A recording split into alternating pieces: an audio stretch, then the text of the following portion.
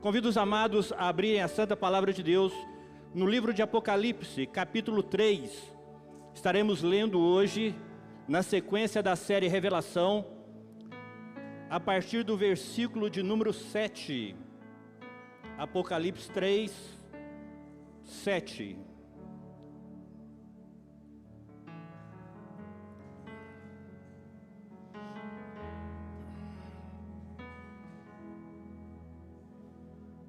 Todos encontraram?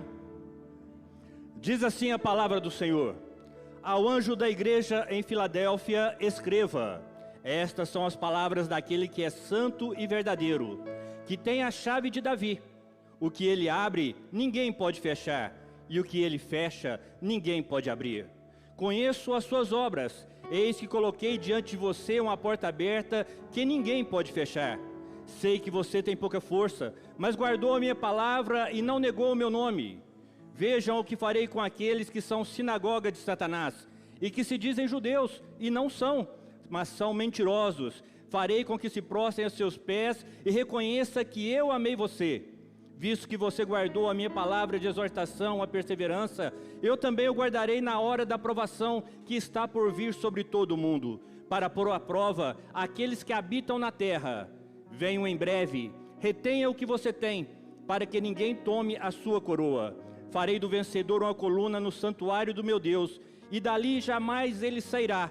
Escreverei nele o nome do meu Deus e o nome da cidade do meu Deus, a nova Jerusalém, que desce do céu da parte de Deus. E também escreverei nele o meu novo nome. Aquele que tem ouvidos, ouça o que o Espírito diz às igrejas. Curve a sua cabeça. Deus querido, Deus santo, nós queremos te louvar, ó Deus, pela tua santa palavra. Tu és maravilhoso, Tu és bendito, Tu és santo, ó Deus, e nós te rendemos graças nessa noite, ó Pai, porque nós temos o privilégio, Senhor, de ter esse templo com portas abertas e podermos falar do Teu amor, ó Deus, de abrir as nossas bocas e falar que o Senhor salva, cura, liberta, transforma, que o Senhor se faz presente em nossos meios, porque a presença do Teu Santo Espírito nesse lugar já é real, Senhor. Obrigado pelos louvores, ó Deus. Papai querido, eu já me sinto grandemente abençoado pela oração que o presbítero José Carlos fez a meu favor, e eu quero clamar a Ti a Tuas bênçãos sobre a vida dele. Abençoa a vida física, emocional, sentimental, espiritual, profissional, financeiro, ó Deus, aonde Teu Filho colocar a planta dos pés, que seja abençoado em nome de Jesus. E clama a Ti agora, Senhor, que o Senhor estenda essa bênção também a todos os meus irmãos aqui presentes, a cada família aqui representada, aqueles que estão nos assistindo pelas redes sociais, que a Tua graça possa alcançá-los, que o Teu favor, que a Tua misericórdia seja com todos eles, em nome do Teu Filho amado Jesus. Amém. E graças a Deus. Podeis assentar, amados.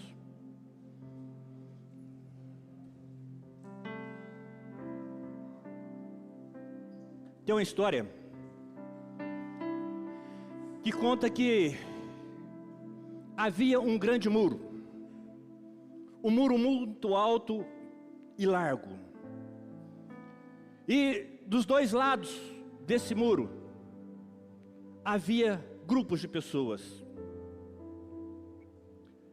De um lado estava aquelas pessoas que não quiseram servir a Deus, aquelas que se afastaram da presença do Senhor, e junto com elas estava Satanás.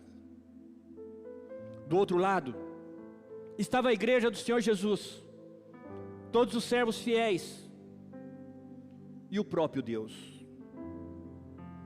Havia ali em cima daquele muro um jovem que ele estava indeciso se ele deveria batizar e começar uma nova vida, apesar de ter nascido em um lar cristão, ou se ele deveria desfrutar um pouco mais das coisas que o mundo oferece.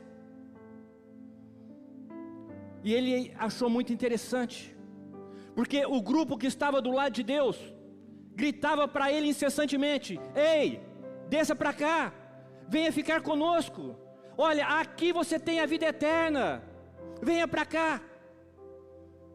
E o grupo do outro lado não falava nada, o grupo ficava calado. E aquele jovem começou a observar, e por algum tempo, e ele não aguentou e perguntou para Satanás: ei, Satanás, me responde uma coisa, o grupo do lado de Deus fica o tempo todo me chamando para que eu desça, para que eu venha ficar com eles. Mas você e o pessoal do seu lado não fala nada. Por quê? Satanás só levantou a cabeça, olhou para ele e falou assim: meu jovem, porque o muro é meu. E quem está em cima do muro já faz parte do meu reino. Amados irmãos, nós estamos vivendo dias, tempos de insegurança, dias de indecisão. Por isso que a palavra que o Espírito Santo traz para nós nessa noite vem ao encontro das nossas necessidades. Pois nós estamos, e quando eu falo nós, eu digo todos nós, a igreja do Senhor Jesus, está perdendo os parâmetros, está esquecendo os vários valores, deixando princípios bíblicos, absolutos de Deus de lado, absolutos que deveriam reger a vida de um cristão. O tema da mensagem dessa noite é um exemplo para as igrejas da pós-modernidade. E nós vamos ver nessa noite esse exemplo. Essa igreja de Filadélfia, apesar de já estar distante, num tempo já remoto, ela influencia hoje e nos traz um exemplo de vida, de amor a Cristo. Mas vamos lá. Filadélfia é a atual cidade de Şehir, na Turquia. E essa cidade ela ficava a cerca de 50 quilômetros a sudeste de Sardes, na principal rota comercial que saía de Esmirna e ia para a costa leste, em direção à Mísia, a Lídia e a Frígia. Filadélfia era a mais nova das 7 cidades às quais Jesus havia escrito uma carta, havia direcionado uma carta. Essa cidade de Filadélfia, ela foi fundada no ano de 189 a.C. pelo rei Eumenes de Pérgamo.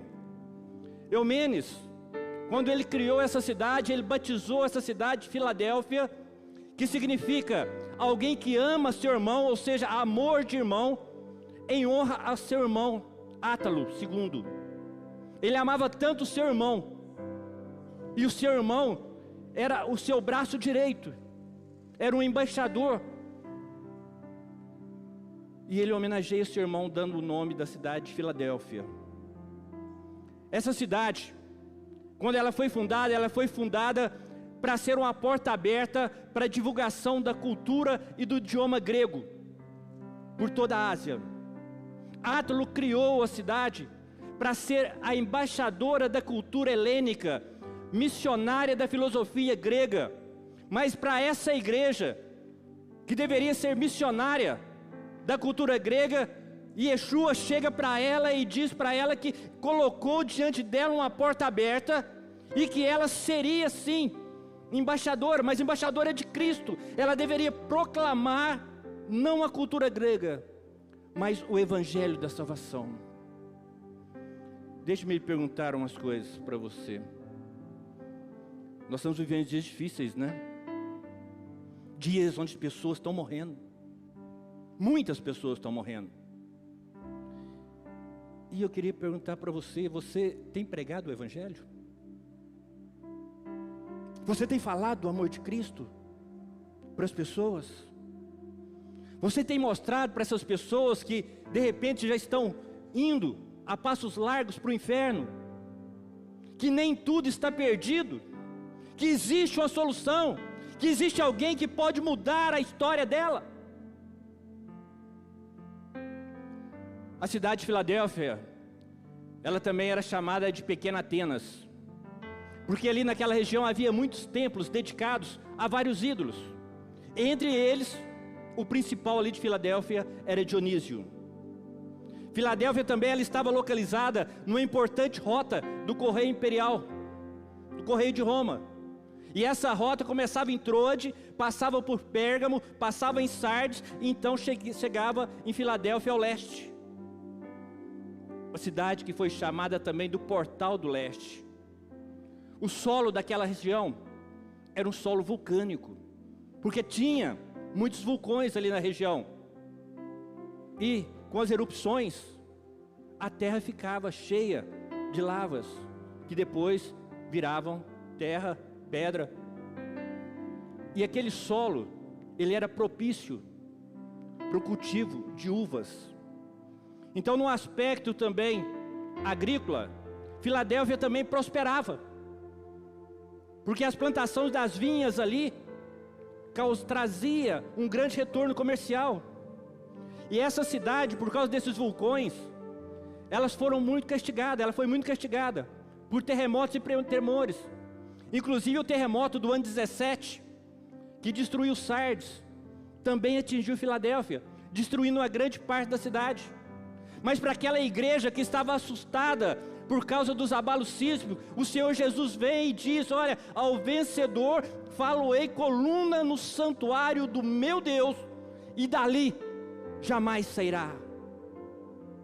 Para vocês terem uma ideia de tão grave que era a situação desses tremores, depois desse terremoto de 17, as pessoas, muitas delas passaram a habitar em tendas, morando fora da cidade, fora dos muros da cidade.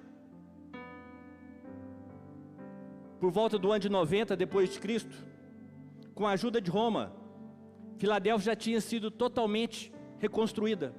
E em gratidão a Tibério César, mudaram o nome da cidade para Neo Cesareia, que quer dizer a nova cidade de César. Mais tarde, por causa de Vespasiano, a cidade voltou a trocar de nome. Ela passou a se chamar Flávia, porque Flávio era um nome do rei. Mas vejamos uma sinopse do que nós já vimos até agora. Para uma das igrejas que nós já ministramos, Deus só tinha elogio. Jesus só tinha elogio. Era a cidade de Esmirna. Para 4 igrejas, Jesus tinha elogios, mas também tinha críticas: Éfeso, Pérgamo, Tiatira e Sardes. Nessas cartas, Jesus revela que ele vê a igreja de uma forma diferente. Não vê com os mesmos olhos que nós vemos. Ele não vê a igreja da mesma forma que nós vemos. E as igrejas nem sempre são o que aparentam ser. Existe gritantes contrastes quando as igrejas estão sob o olhar de Cristo. Ao olhar do homem, você olha e fala: essa igreja está maravilhosa. Mas de repente, ali dentro, existe tumor. Como nós vimos nas igrejas que nós ministramos. Éfeso era uma cidade, era uma igreja ortodoxa, mas não tinha amor. Esmirna era uma igreja pobre diante dos homens, mas Deus vira para ela e fala: tu és rica. Pérgamo era a cidade onde Satanás tinha o seu trono, mas naquela cidade havia pessoas que estavam prontas a morrer por amor de Cristo. Tiatira, a igreja havia se tornado tão mundana como a cidade, mas o Senhor vê que ali existiam alguns poucos crentes, poucas pessoas que permaneciam fiéis. Sardes era uma igreja grande, uma igreja bonita, uma igreja que tinha fama, uma igreja que parecia estar viva, mas aos olhos de Yeshua ele vem e fala: você está morta. E hoje, na nossa retórica expositiva, nós vamos trabalhar Filadélfia. Para essa jovem igreja, Jesus envia essa carta e nos ensina várias lições. Acompanhe comigo aí no versículo de número 7. Ao anjo da igreja de Filadélfia escreva: estas são as palavras daquele que é santo e verdadeiro, que tem a chave de Davi. O que ele abre, ninguém pode fechar, e o que ele fecha, ninguém pode abrir. Para uma igreja perseguida pelos falsos mestres, Jesus se apresenta como santo, como verdadeiro. E Jesus não se apresenta apenas como Deus, mas destaca que ele possui uma absoluta santidade em contraste com as pessoas que vivem no pecado naquela cidade. Cristo, Ele é santo em seu caráter, em suas obras, nos seus propósitos. Ele não é a sombra da verdade, Ele é a sua essência. Ele não é um Deus confiável, Ele é Deus real, em contraste com aqueles que mentem. Naquele lugar, havia centenas de divindades ali, de templos, mas somente Jesus, Ele poderia reivindicar para si o título de verdadeiro Deus. Ainda no versículo 7, o Senhor diz que tem as chaves de Davi. Vai, pastor, o que é isso? Eu explico. Significa que o Senhor Jesus tem em suas mãos a chave da salvação e a chave da evangelização. Ninguém, senão Jesus, pode abrir a porta da salvação. Ele é a porta, mas Ele também é a chave. É Ele que possui a chave. E quem tem a chave, possui autoridade. E Jesus não apenas tem a chave da morte e do inferno, Ele tem também a chave da evangelização das nações, amém? Deixa eu abrir só um parênteses aqui. Muitas pessoas, devido talvez a não se aprofundar nos estudos bíblicos, acredita que as chaves do reino dos céus está na mão de Pedro. Deixa eu só esclarecer. A chave está na mão de Cristo e não na mão de Pedro. Lá em Mateus 16, 19, diz assim: dar-te-ei as chaves do reino dos céus, o que ligares, pois, na terra, será ligado nos céus, e o que desligares na terra, será desligado nos céus. Isso é Jesus falando para Pedro. Pastor, mas o que significa isso?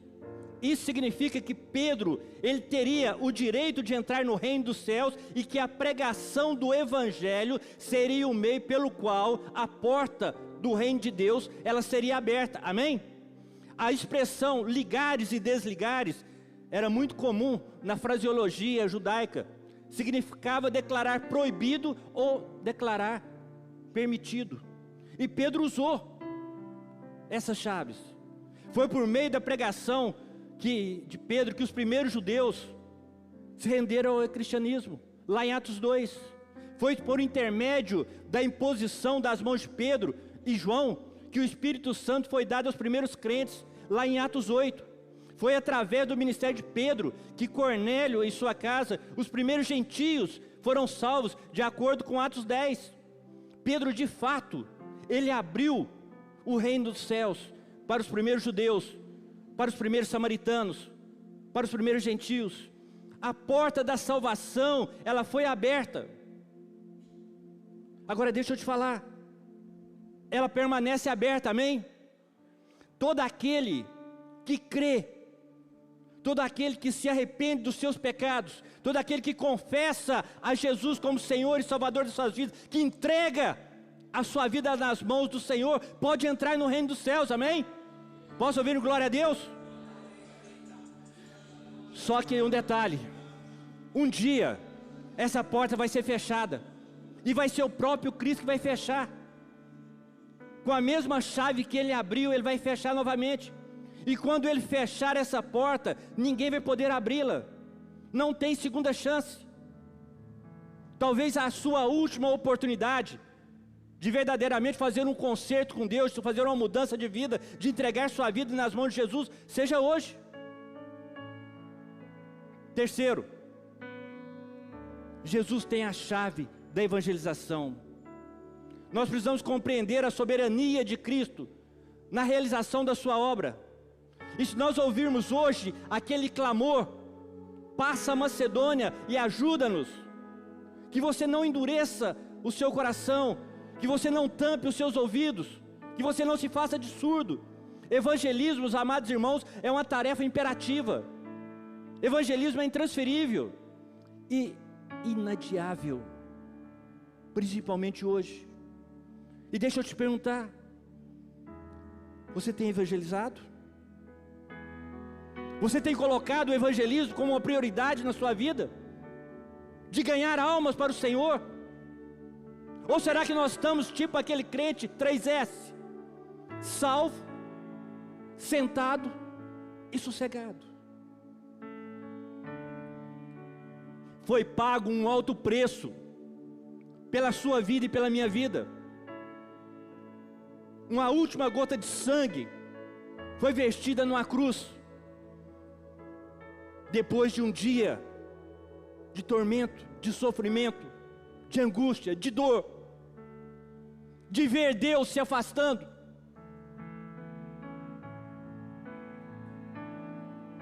Versículo 8, acompanhe comigo. Conheço as suas obras, e eis que coloquei diante de você uma porta aberta que ninguém pode fechar. Sei que você tem pouca força, mas guardou a minha palavra e não negou o meu nome. Nós vemos aqui o Senhor elogiando a igreja de Filadélfia. A igreja era pequena, em tamanho, em força, mas ela é grande em poder e fidelidade. Vejam comigo aqui o contraste com a igreja de Sardes. Sardes era uma igreja rica, uma igreja que tinha fama, mas ela estava morta. Agora que nós estamos vendo uma igreja que não tem fama, uma igreja pequena, mas uma igreja que tinha vida e tinha poder. A igreja tinha pouca força sim, mas Jesus colocou diante dela uma porta aberta que ninguém poderia fechar. E a primeira porta é a porta da oportunidade da salvação. Jesus disse em João 10:9 que Ele é a porta da salvação, da liberdade e da provisão. E Ele também usa essa figura em Mateus 7:13-14, onde Ele diz: entrai pela porta estreita, larga é a porta e espaçoso o caminho que conduz para a perdição, e são muitos que entram por ela. Porque estreita é a porta e apertado o caminho que conduz para a vida, e são poucos os que se acertam com ela. Vejam que Jesus nos fala aqui de duas portas, e as duas portas, elas estão abertas. Uma abre para uma rua larga, cheia de pessoas caminhando para a destruição, cheia de pessoas caminhando para o inferno. A outra porta é um caminho estreito, escassamente povoado, que leva à vida eterna. E Jesus faz um contraste com esses dois caminhos, com esses dois destinos. Ambas as portas estão abertas, ambas as portas estão convidando as pessoas para entrarem. Para entrar na porta estreita, existe dificuldade, passa-se um de cada vez, o caminho não é fácil. A vida cristã não é fácil, não é só mar de rosa, é apertado, exige negar as suas vontades, o seu eu, a sua soberba, o seu ego. Ser cristão exige. Enquanto que a porta aberta ela é larga, é espaçosa, e centenas de pessoas passam por ela diariamente sem nenhuma dificuldade. E a única coisa que a pessoa precisa fazer é ser amiga do mundo, é viver aquilo que o mundo oferece, que o acesso a essa porta está garantido. Deixa eu te perguntar, por qual caminho você está andando? Em direção a que porta você está indo?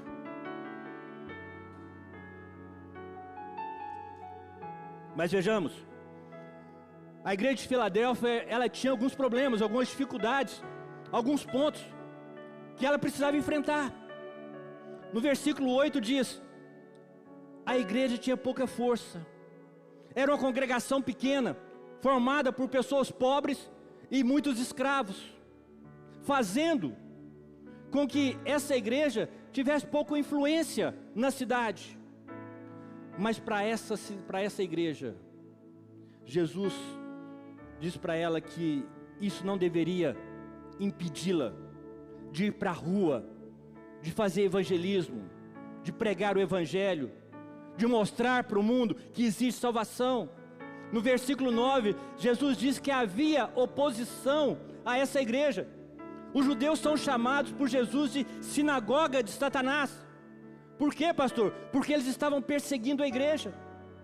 E quando eles começaram a perseguir os crentes daquela igreja, no começo os crentes começaram a recuar, começaram a ficar com medo. Mas Cristo vem e diz para ela: coloquei diante de você uma porta aberta que ninguém pode fechar. E aqueles que hoje perseguem vocês virão e se prostrarão diante de vocês e saberão que eu os amei. Por isso eu falo para você, meus amados irmãos, não pode ser tribulação, não pode ser a oposição, não pode ser a perseguição, não pode ser a pandemia que pode parar o avanço do crescimento do reino de Deus. E nós precisamos nos conscientizar disso. Muitas pessoas que já se consideram salvas, elas estão cruzando os braços e esquecendo que de milhões de pessoas que estão morrendo e ainda não conhecem Jesus e estão indo para o inferno. No versículo 10, o Senhor fala de uma tribulação, e a pergunta que não quer calar é: seria aquele um momento apropriado para aquela igreja de Filadélfia sair para a rua para fazer evangelismo? Seria aquele o momento e a hora da igreja ir para a rua, se expor, arriscar a perder a própria vida? Talvez, quem sabe, não seria ali o tempo da igreja se recolher, ficar em casa, se manter seguro, esperar as coisas melhorarem. Vai melhorar, um dia melhora, quando melhorar a gente volta, continua a trabalhar. E talvez esse mesmo pensamento pode permear a nossa mente nos dias de hoje. Será que nos dias de hoje, será que talvez, diante da incógnita que nós estamos vivendo, da atual conjuntura que vivemos, da saúde, política, financeira, será que não seria a hora da igreja se preservar, da igreja se resguardar, da igreja ficar quieta entre as quatro paredes, ficar quietinha no seu canto, evitar a exposição?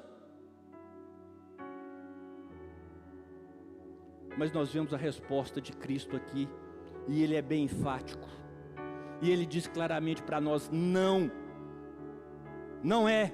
E Ele promete guardar a igreja, e encoraja a igreja a cruzar a porta aberta, sem medo, porque não basta ser uma igreja que guarda a palavra, é preciso proclamar a palavra.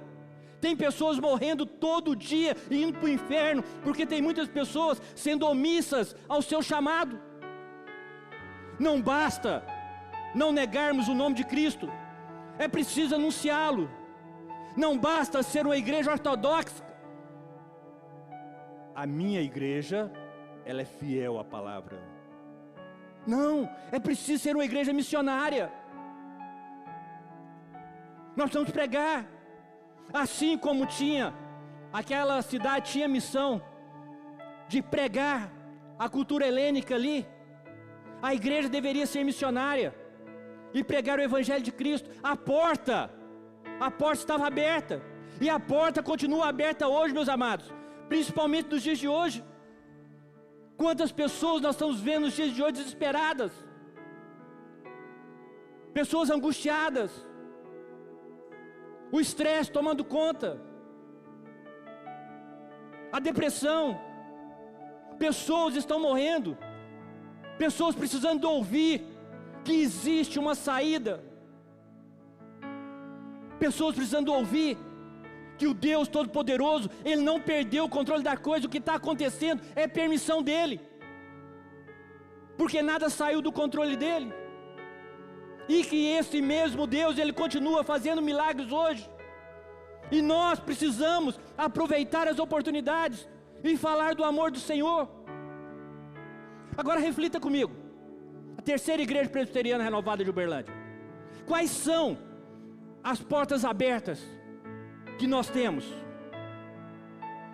Nós podemos convidar as pessoas, os amigos, os membros da igreja, a assistir a escola bíblica dominical. O presbítero Álvaro e o pastor Clever têm se esmerado, estudado, para conseguir fazer uma boa aula, para trazer conteúdo, para mostrar para vocês que existe um Deus, e que esse Deus cuida de nós. Então convide seus amigos a assistirem, manda o link, ou assiste aqui, ou vem aqui para cá, vamos assistir aqui.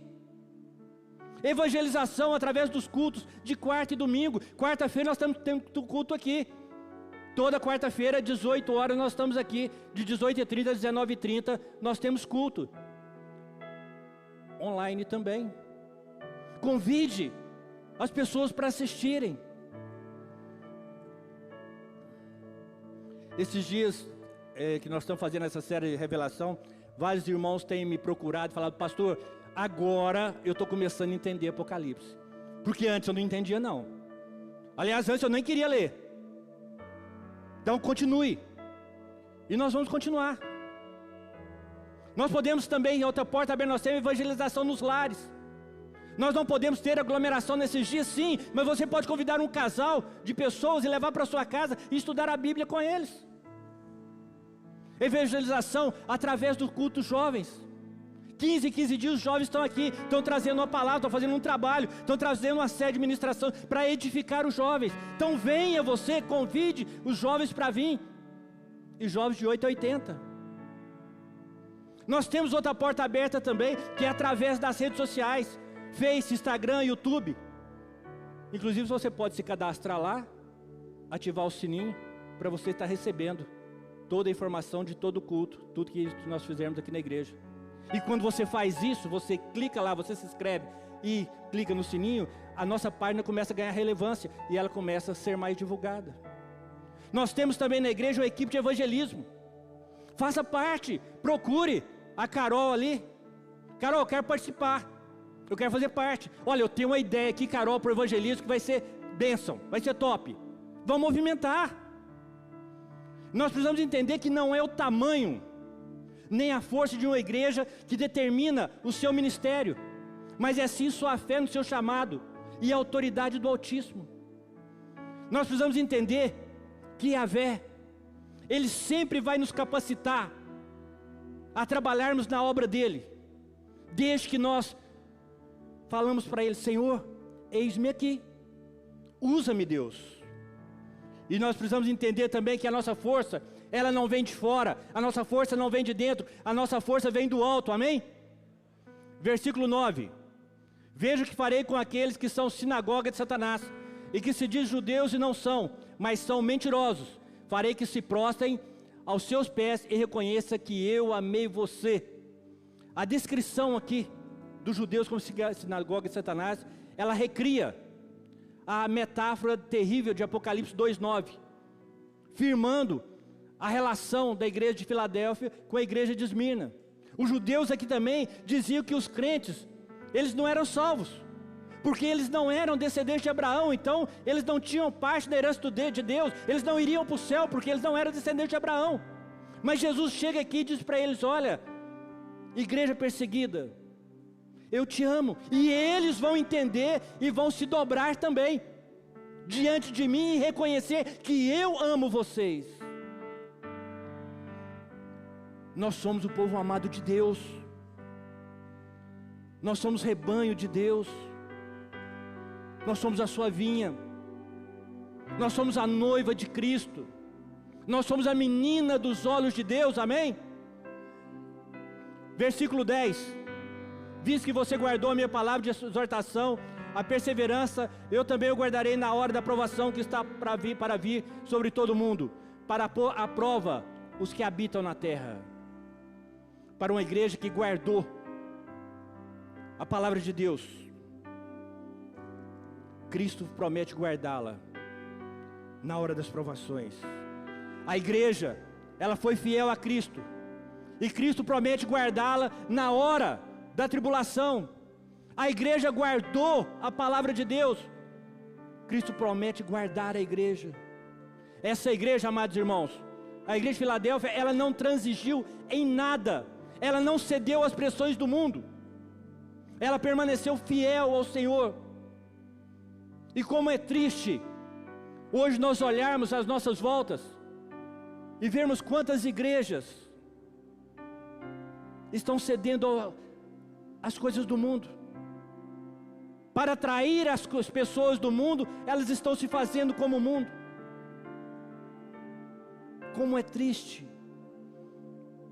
E a maioria das pessoas estão procurando um evangelho mais deleitoso, um evangelho mais popular, um evangelho mais adocicado, um evangelho centrado no homem e não em Deus, um evangelho onde se prega a prosperidade, onde se prega milagres, deixando de mencionar que existe a justiça de Deus e que existe o juízo de Deus. Versículo 11.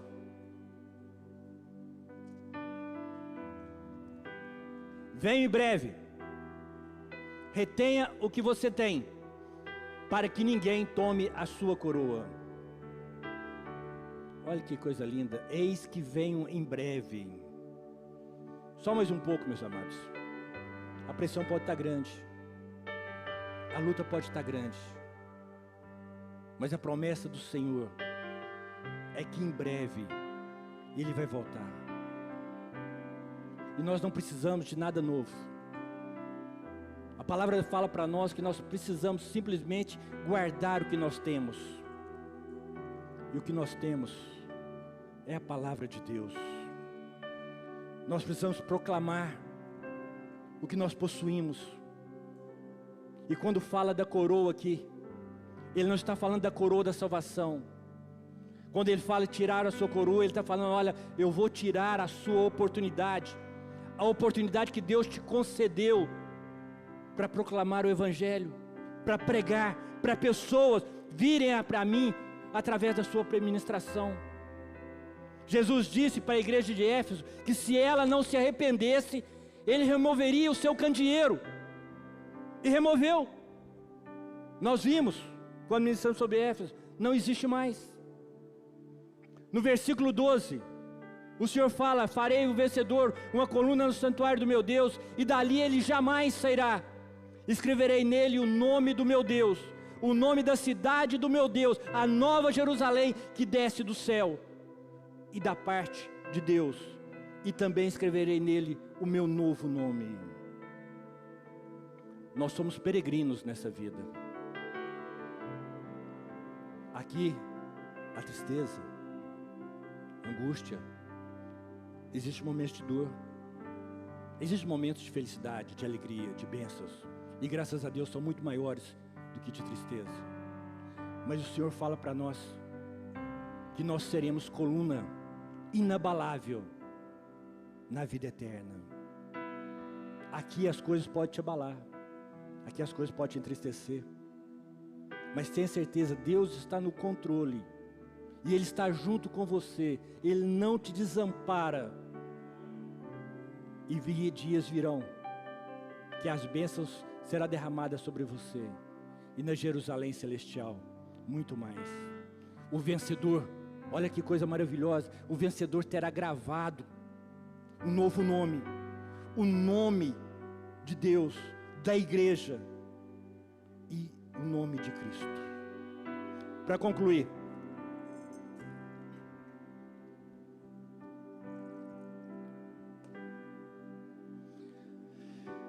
à luz da fidelidade de Cristo, nós cristãos recebemos do Senhor uma promessa decisiva.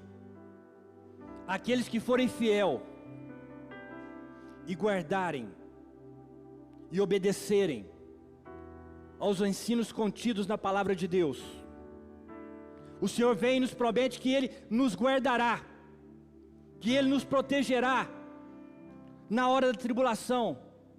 Stanley Gundry, na sua teologia sistemática, ele vem e esclarece para nós que a ênfase desse significado de proteção é em meio à provação. Nesse sentido, para ficar mais claro para nós, fica bem conotado no livro que o livramento não é das provas, mas é nas provas. Deus pode até não impedir de você passar por um problema, mas tenha certeza que no problema Deus estará com você. A porta aberta representa para nós a oportunidade de evangelização da igreja, a chave de Davi, a autoridade de Cristo, a coluna no templo de Deus é a segurança do vencedor. E nós vemos que aqui Cristo tem as chaves, Cristo abriu as portas e Cristo promete nos dar a segurança, e que nós seremos colunas sólidas. Mas acima de tudo, meus amados irmãos, nós precisamos ser fiéis. fiéis ao Senhor, à sua palavra, às oportunidades, enfrentarmos os obstáculos que aparecem dia após dia. Amém? E agora é com você. As portas permanecem abertas. Mais de 5 bilhões de pessoas nesse mundo ainda não entregaram as suas vidas para Jesus, ainda não reconheceram a Jesus como Senhor e Salvador da vida delas. E muitas dessas pessoas, elas estão morrendo sem conhecer aquele que poderia mudar a história e principalmente o final da história delas. Cristo nos convida primeiramente a entrarmos pela porta da salvação, verdadeiramente entregarmos a nossa vida nas mãos do Senhor, e em seguida nós entrarmos na porta do serviço, na porta da evangelização, da dedicação, do crescimento do reino de Deus. E eu te pergunto, diante da exposição da vontade de Deus nessa noite, qual é a sua decisão? Qual a sua decisão, ou qual a decisão que você vai tomar para a sua vida? Será que você vai levantar a mão e falar: Senhor, eis-me aqui, usa-me? Ou simplesmente você vai fazer de conta que essa palavra não falou com você? É uma honra ser igreja, é uma honra pertencer à igreja de Cristo, é uma honra ser um trabalhador na seara do Senhor, é uma honra ser um evangelista, é uma honra ser um missionário, mas a escolha é sua. Nem eu, nem ninguém pode escolher por você, é você que escolhe. E no versículo 13, o Senhor fala: aquele que tem ouvidos, ouça o que o Espírito diz às igrejas. Curva a sua cabeça.